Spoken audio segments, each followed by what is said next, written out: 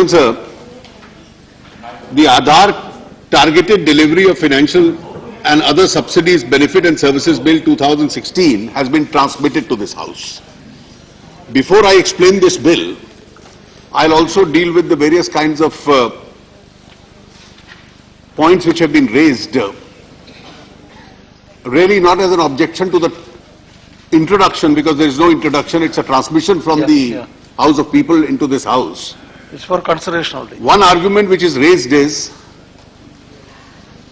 that the Supreme Court 5-judge bench is considering this issue, and therefore the Parliament must suspend its own powers of legislation. It's an unprecedented argument, particularly in a democracy which is governed by the separation of powers. The power to legislate belongs to Parliament. The power to legislate doesn't belong to the court.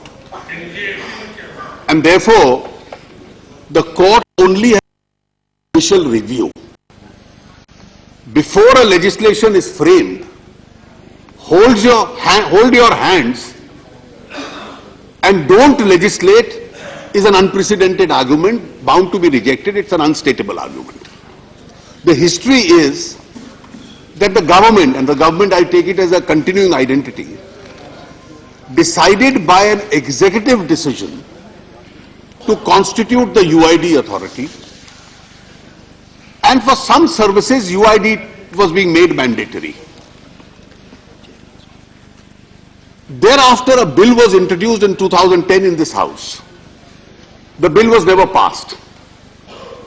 So the UID functioned as an executive authority without a law. The court may be concerned with different questions, and the principal challenge was that in the absence of any process or a due process, there is,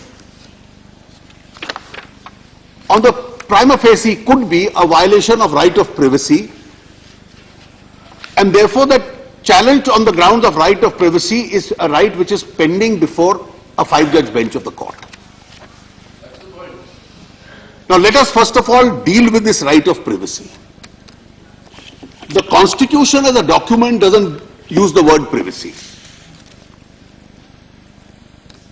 So the constitutional text doesn't mention privacy as a fundamental right. The original interpretation given by the Supreme Court used to be,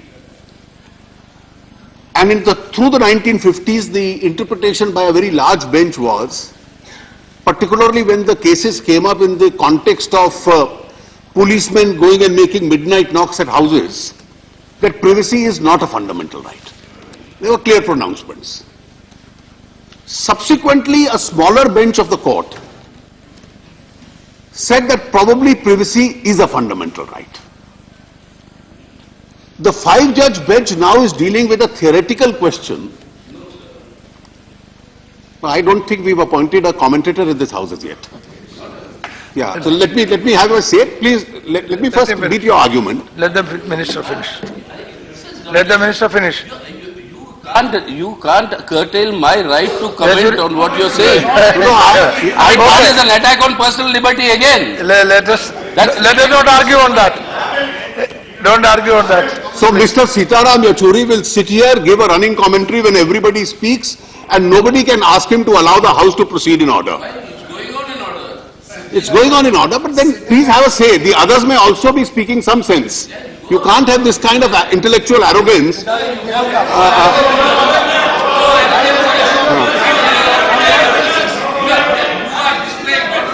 okay. Let's not argue. Arrogance. Yeah. You are displaying an authoritarian arrogance of not even willing to listen to the other point of view. Let me, sir. Let me No, let now him finish. Let the minister finish. Okay. Let me now just liven Mr. Sitaram Yechuri and his colleagues a little.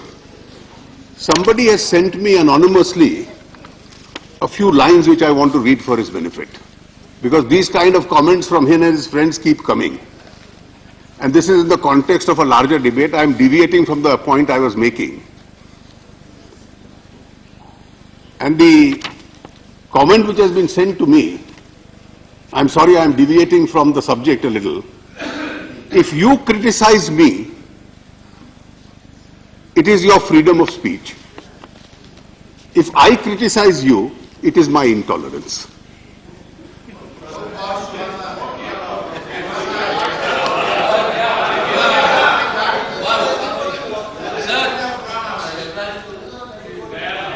It's a very nice text. I think I'll pass on a copy to you to read the full text. But privately tell me who's the anonymous writer. I still don't know. Personally don't know. anonymous, but Okay, privately tell me. you can do it privately. Now you. But it's surely somebody who disagrees with you. So, sir, the question the court was considering is privacy the conflict between those benches in the absence of any law? Is privacy a fundamental right or not? The present bill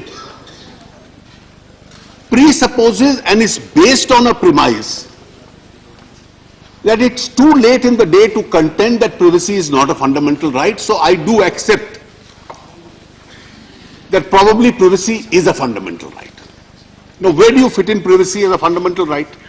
And that is where I want to clear the misconception behind some of the amendments which have also been proposed in this debate which is on. It is contended, and broadly it is now accepted, that privacy is a part of individual liberty.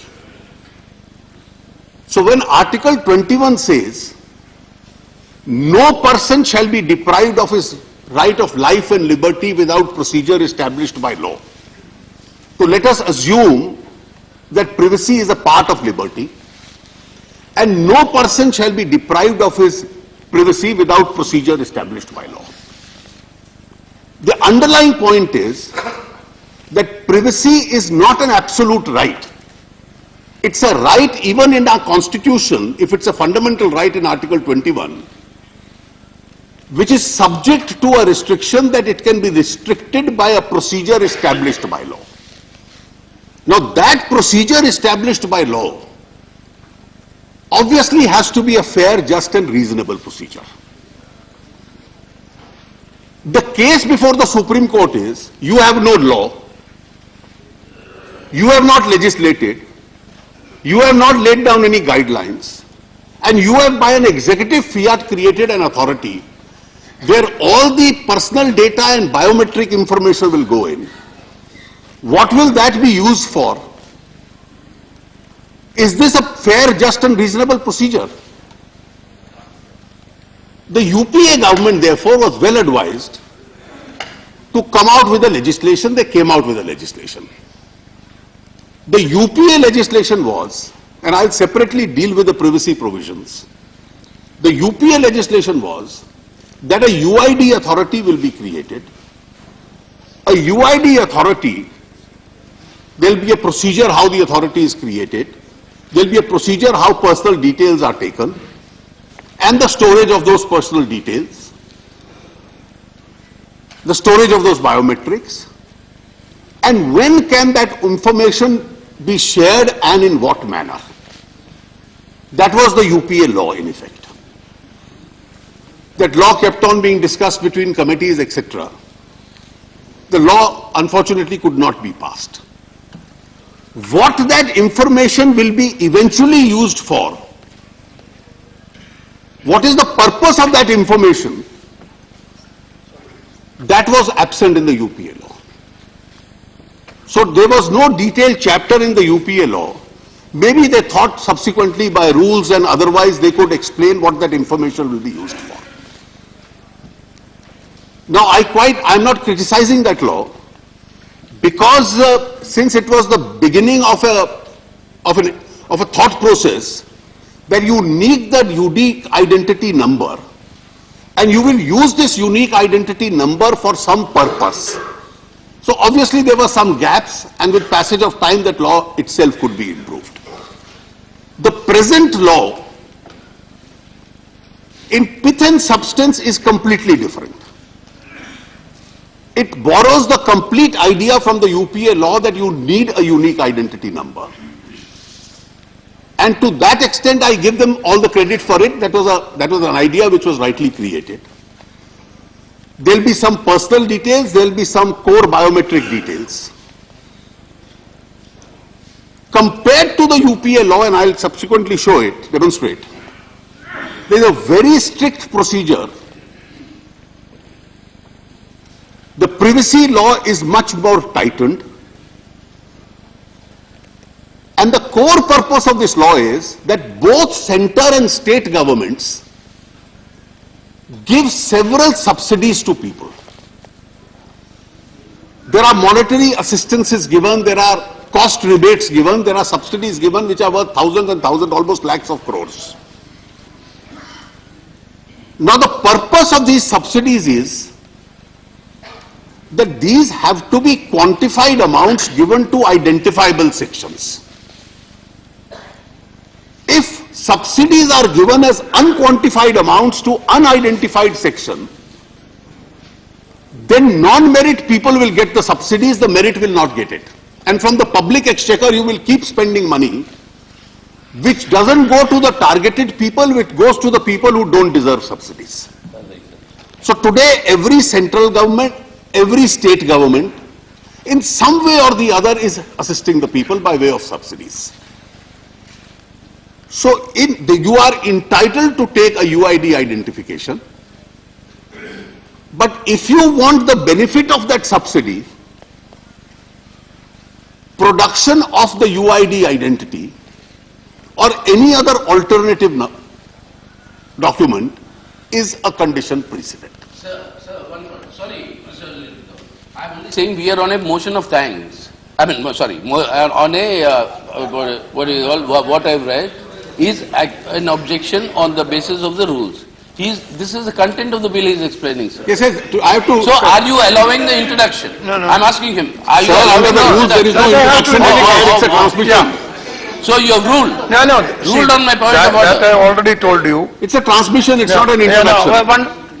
Honorable Minister, one minute. See, I have already told you, the position is that the bill is introduced in the Lok Sabha and it is transmitted to us after passing there.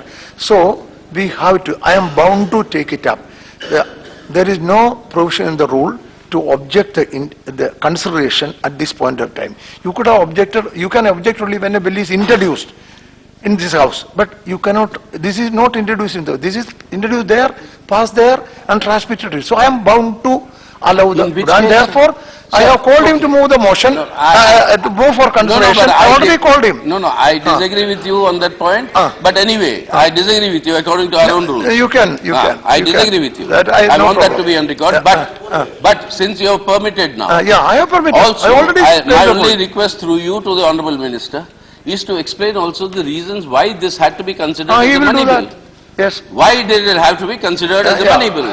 Why are you doing? If all that you are saying doesn't constitute a money bill. If I am entitled an interruption-free right to address the Parliament, you may certainly meet all the questions that Mr. Make your Yachuri has speech on introduction, on motion.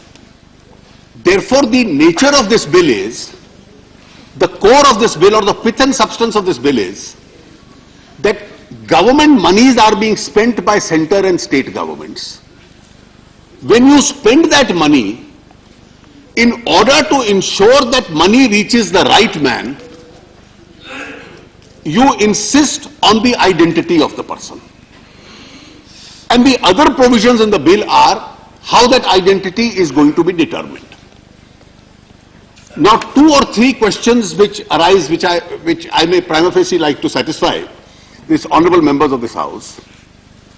The first is which Mr. Yachuri raised, because to an unlegislated executive decision, a challenge on Article 21 is pending, the House must suspend its power to legislate.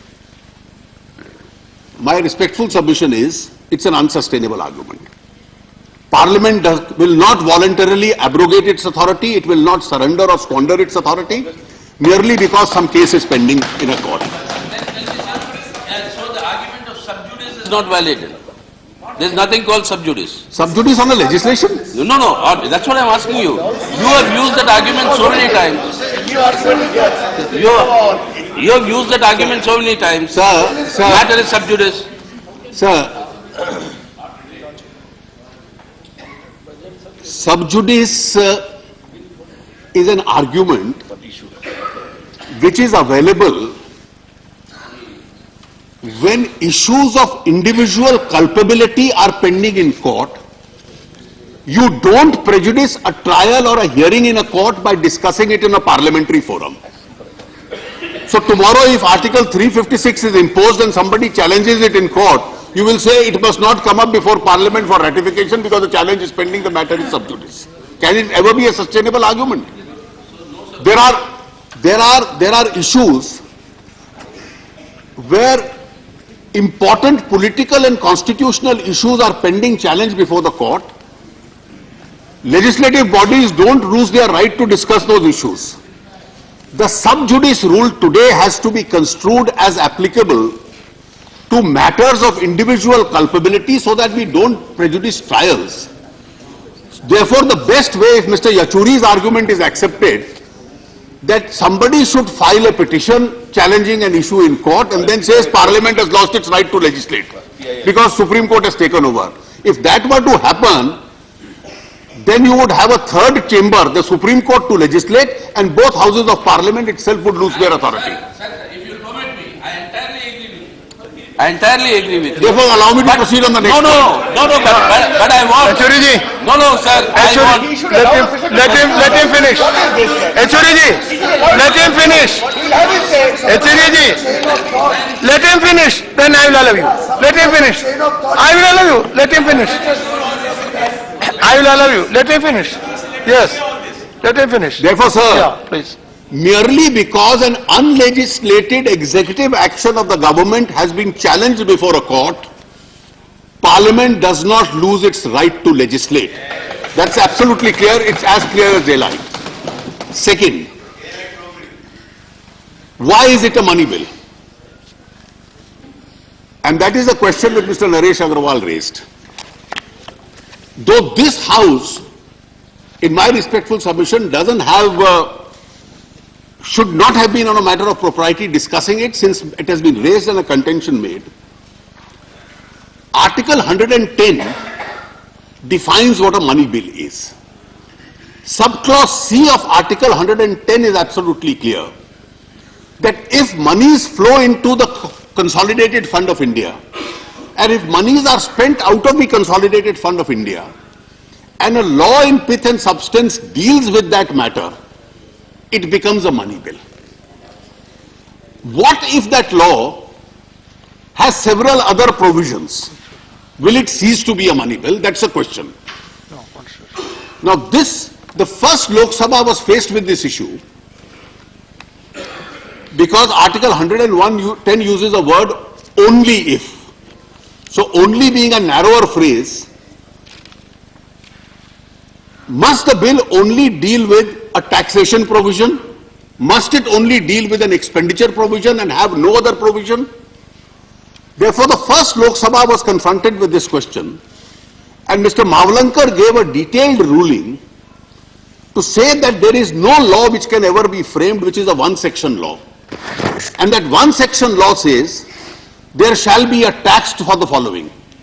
When you say there will be a tax for the following purpose, you will need an administrative machinery for the levy of that tax, for the collection of that tax, for the appointment of taxing officers, for an appeal provision, and for the general administration of the tax.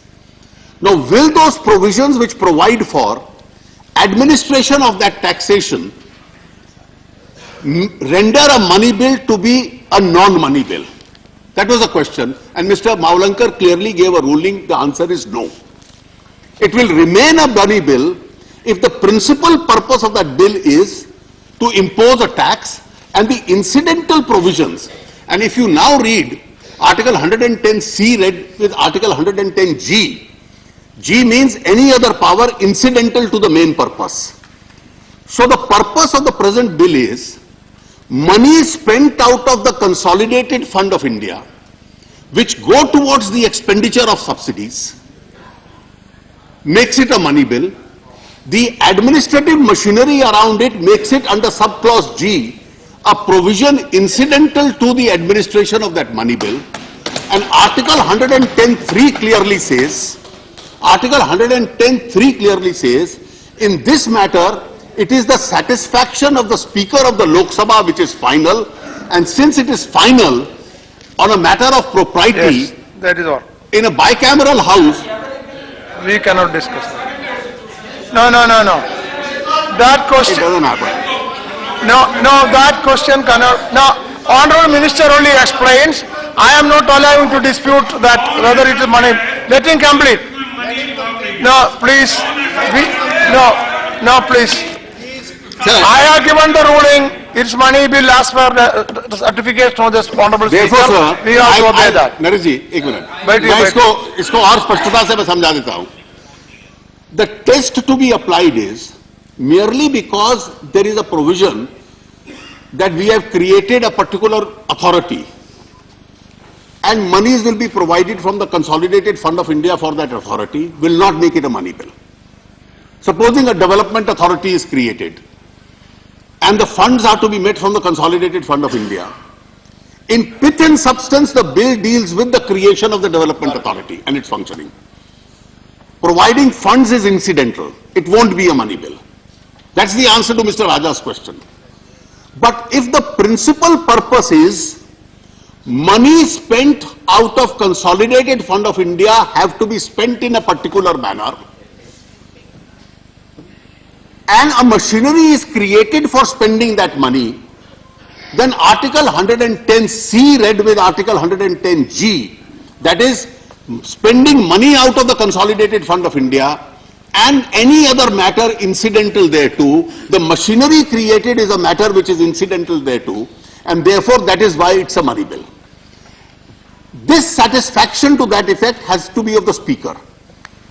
And therefore once a speaker satisfies herself and says, I certify it's a money bill, this money bill then is transmitted to this house, it will be a money bill and no authority in the country can question that provision. Now comes the third question, how is this bill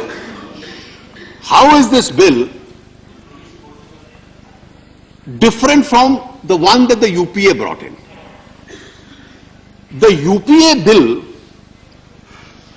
because this whole thought process, it's grown.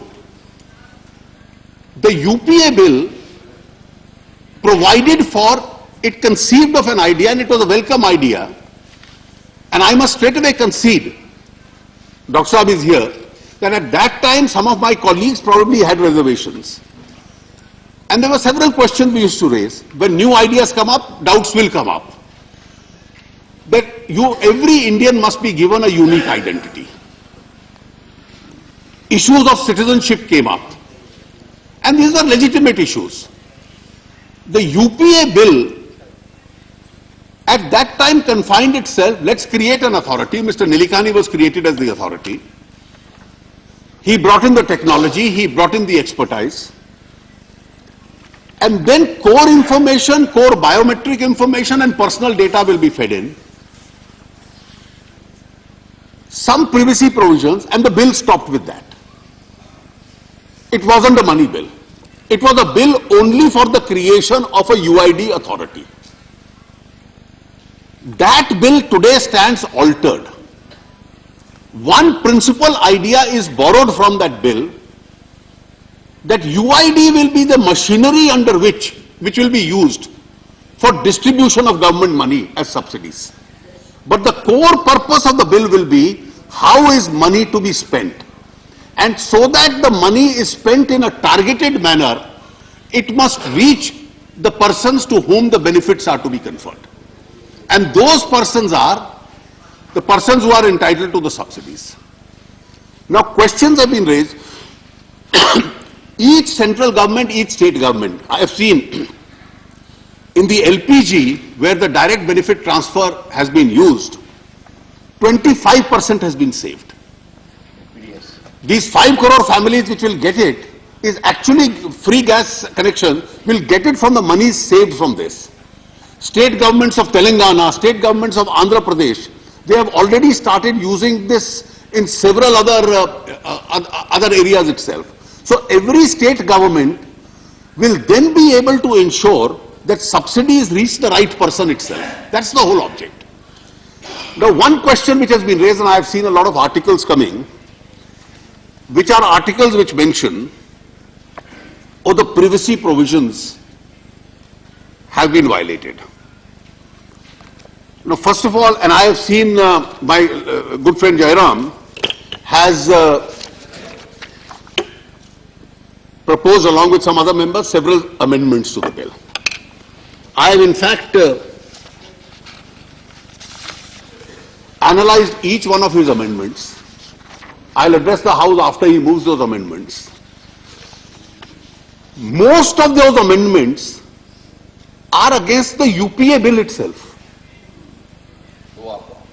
So what were the provisions of the UPA bill today are being damned by these amendments, and we have borrowed those ideas.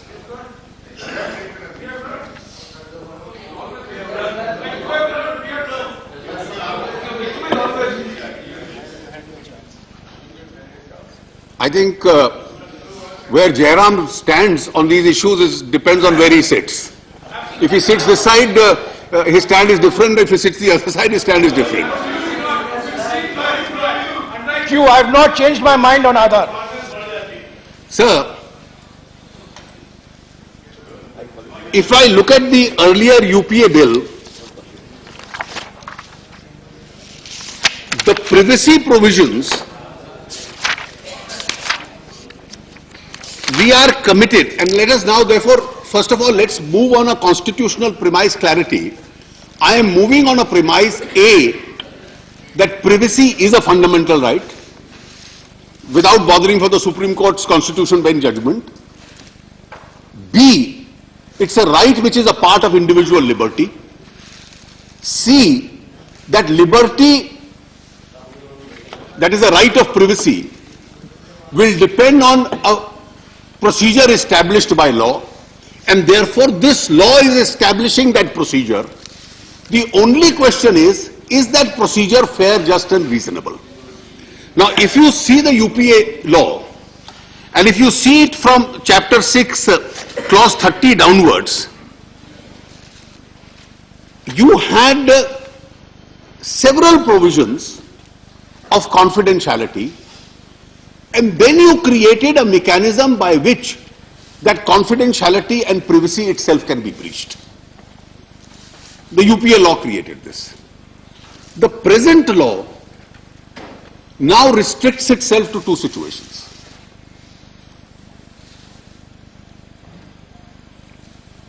A person by his consent can say that my personal data can be shared, so you need his consent. But his biometric data can't even be shared with consent. The core biometric data. So it's a much tighter provision. The UPA law spoke in terms of authorities which are created, which can then say that on grounds of mentioned in the bill, under special circumstances, some data can be shared. What have we done? The only ground on which data can be shared is national security. And who will decide that national security? One authority will be created in Delhi. That authority will be headed by an officer of a certain category. And then the decision of that authority will be reviewed by a committee headed by the cabinet secretary. So an authority headed by the cabinet secretary will review it. And that sharing then is also time bound. 3 months. Now all these are safeguards additionally put over and above the UPA bill. So if the provisions, now can national security be a, so the only question is, can national security be a ground for sharing an information by creating such a tight provision? Is that tight provision which we have created by legislation, is that procedure established by law? Is that a fair, just and reasonable procedure? The answer is yes, it is. Now, if we look at the entire history of similar legislations, sir, the a legislation of this kind for the first time came, I've seen in the United States. In the United States, the social security number legislation was first created, which is an equivalent of Aadhaar, in 1935. So we are already 80 years behind times. Now 80 years behind time, this was repeatedly challenged. Same debate took place 80 years ago. And over 80 years, they've been adding. I have a list. For income tax, they made it compulsory. For some policies, they made it compulsory. For buying bonds, they made it compulsory. For a lot of economic activity, they made it compulsory. For possessing arms, they made it compulsory. So there is a list running into 10 pages where they kept expanding it from time to time. Now this has helped them in matters of national security. It has repeatedly been challenged in the US. Does this violate the due process? Because in America, just as we use the word procedure established by law, they use the word due. Though I must concede that now with Supreme Court interpretation, the two almost mean the same. It has repeatedly been challenged, and on every occasion the United States, which is a liberal democracy, has conceded. Their courts have said, yes, national security is a good ground. In fact, they went on to say, a person may need to make a choice between receiving a government benefit and adhering to religious beliefs. So you have to choose that if you want government benefits, you need this. But some information, if it is required for national security, can always be shared with national security. There is a series of challenges which resulted in that. Now, sir, in a nutshell, if I take all these objections, the purpose of this bill is distribution of government monies by subsidies. Yes. The rest is incidental, so it's a money bill. 2, merely because executive action challenge is pending in the Supreme Court, this Parliament cannot suspend its right to legislate. And 3, learning from the UPA experience and the kind of debate which took place, we have further tightened the privacy laws much more than what the UPA had in its bill. I am straight away conceding that the debate evolved, so we learnt from our experience. And the only ground now is national security, which every member has to agree gives way to an individual's right, has to give way to national security, and therefore this House must accept the recommendation in relation to a money bill of the House of People. No,